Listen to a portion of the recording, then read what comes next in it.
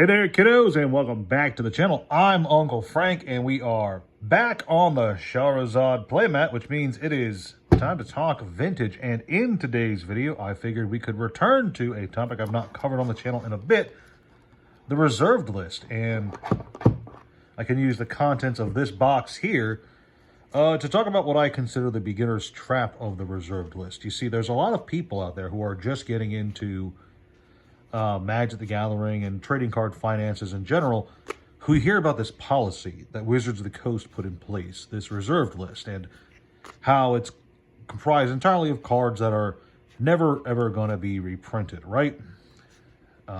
Wizards has promised, they pinky swear that none of these cards will ever get reprinted, and so people see that and the dollar signs practically form in their eyes, and they start looking at the reserve list as a delicious investment opportunity, an easy way to make some cash, right? And so one of the first things that a lot of people do when they hear about the reserved list is they look for some of the cheapest cards to invest in, which results in a situation like what we have here in this box, where I picked this up. I've had this for a while now. It came with a collection that I stripped forever ago. And you have things like, ooh, that one's signed. Oh, that's nice. Not that one, though. So there's probably, it's probably 50 copies at least of Mesmeric Trance. Awful choice. You have this situation where people spend lots of money buying the cheapo reserved list cards, thinking that it's going to be a nice, cool, safe investment. Rainbow Veil's kind of a cool card. Reality Twist is kind of playable. Ritual Subdual is pretty dope, too. How many are there? How many Ritual Subduals are in here? Hang on. Oh, a few. Quite a few. So you get this situation where they think it's easy investment. They throw their money at it thinking that in time, enough of it's going to be accumulated where it's just going to all go up and it's all going to hit dual land values, right? They see that some reserve list cards are super valuable. Well, that's a gold border one. That's kind of fun.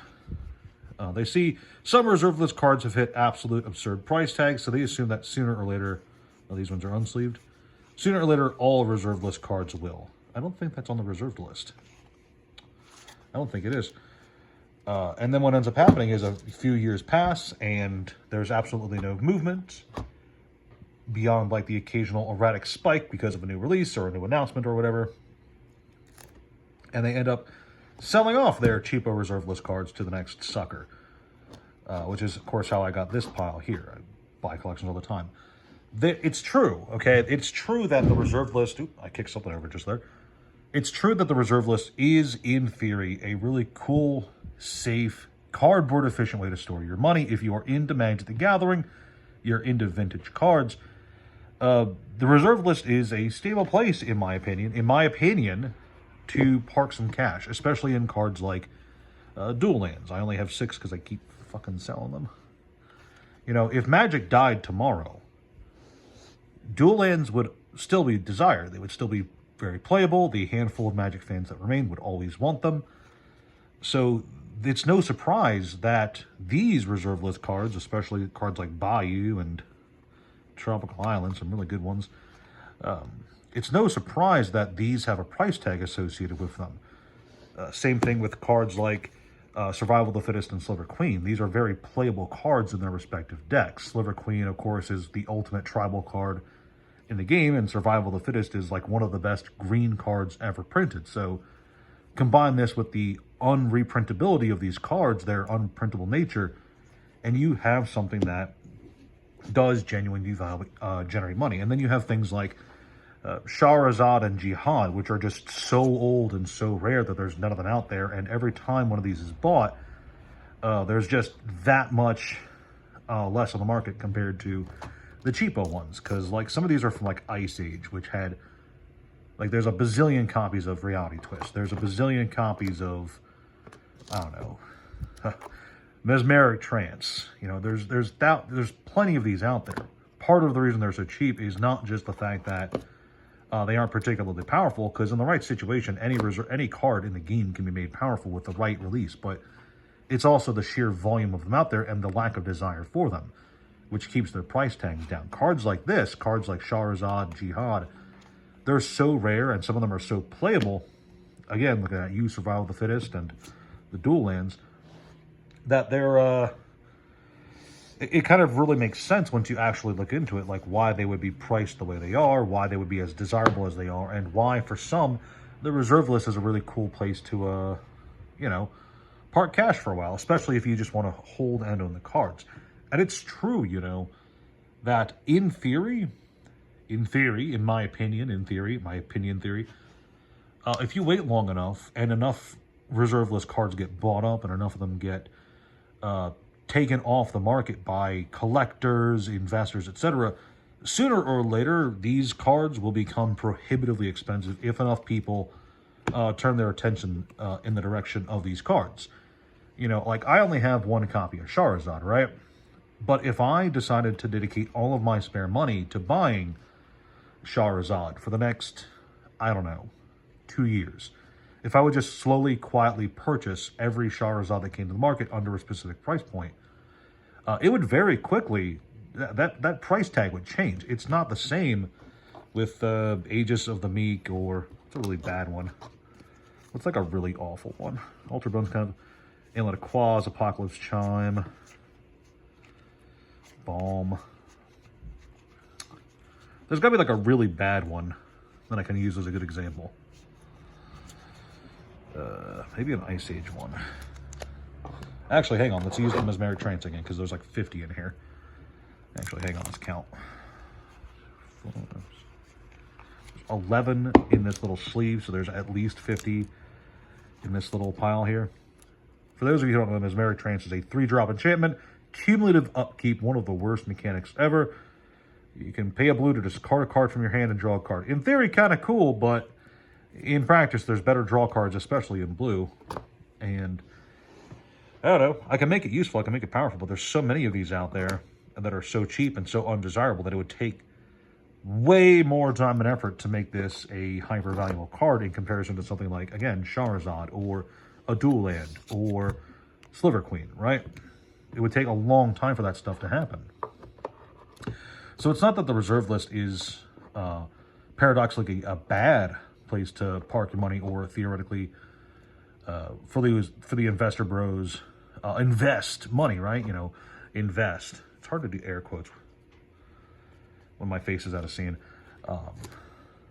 It's not that it's hard or impossible to invest. It's just that I think a lot of people get caught in, again, the beginner's trap of the reserve list, where they see things like dual lands, and then they automatically assume that everything else that is in the dual land category, the reserved list, will one day rise to that price tag, when the fact of the matter is, yes, rarity, age, etc., that does play a factor into it, but also desirability, playability, all that stuff plays a huge role into it. I mean, if you tried telling me that Polar Kraken had the same playability, the same desirability as Sliver Queen, I would tell you that you're crazy, because that's just not true. This is an awful card. 11 power, 11 toughness is cool and all, and the art's kind of dope. Look at those are polar bears freaking the fuck out. But this is an 11-drop monster that makes you sacrifice a land for cumulative upkeep. That's awful. This is one of the best tribal commanders in the game. The difference is night and day. So a lot of people who just don't do their research, they don't do a lot of reading, they don't do a lot of second thinking or second guessing themselves, they dive right in and they get caught up in this kind of feedback loop almost, where they buy into the reserve list and then the reserve list is awful to them, so they sell it off, driving prices down to the next sucker, and then the cycle rinses and repeats, right? This is not me saying that the reserve list is, again, this is not me saying that the reserve list is a bad place to look at in terms of really cool cards, because there are some really cool, really desirable cards on the reserve list. Again, Charizard here is one of my favorite cards in the game. I absolutely love this art. Kaja, you did amazing with this card. Man, I want like 40 copies of this if I could ever get my hands on them. Love playing it too. But basically, at the end of the day, there's a lot of people who get caught up with the wrong idea when it comes to the reserve list. And it's not that this is exclusive to Magic. Okay, there's a lot of people who see They take one look at something in a card game or in an investable in general, a collectible in general, and they instantly think other things like it are going to eventually be or could be the same price, the same appreciation. But that's just not true. You know, yes, first edition Metal Raiders Yu-Gi-Oh cards can have quite the high price tag, but that doesn't mean every first edition Yu-Gi-Oh card is going to be worth a lot of money one day. That's just not how it works. Or necessarily every vintage Yu-Gi-Oh card. Like a lot of starter deck, let's use a starter deck Joey Blue Eyes, Red Eyes, sorry. There's a lot of vintage Red Eyes Black Dragons that are worth quite a pretty penny, especially first edition stuff, right? They're really nice cards, people like Red Eyes, etc. But the unlimited Joey Red Eyes for the starter deck, there's a lot of cards going on right now. What the hell? A lot of cards. The unlimited starter deck Joey, I think, is like $5 still. It's been that way for a while. It's just not had a lot of appreciation. And part of that's because there's better prints out there, but also because there's just so much of it available. So what I'm really trying to say in this video is, besides the fact that dual lands are cool and Silver Queen's cool and I love Charizard, is that doing proper research is very important when it comes to making your decisions, when it comes to where you choose to spend your money and how you choose to spend your money and what you choose to sit on and invest in. Because if you just look at surface quality traits, you could very easily end up in a situation where you think this card has the same price potential as this card, which is just not true. And you know, it's more of a problem for someone who's just really not involved in the game. Like a Magic fan could very easily tell you that there's no way Survival of the Fittest and Mesmeric Trance are on the same tier of card. But if you're new to the game, or you're just uninformed, or you're just looking for a quick place to park cash, you're not going to know until you do some research. So moral of this video is do your research, do your reading, you know, figure out why things are priced the way they are, not just what category they're in, because that can make all the difference in the world when it comes to realizing a paycheck down the road. Anyway, that's all I got for you kids today. Please like, share, and subscribe. Leave a comment down below. Join the Discord. Join the Patreon. Thank you so much for watching, and I'll see you guys next time. Ciao.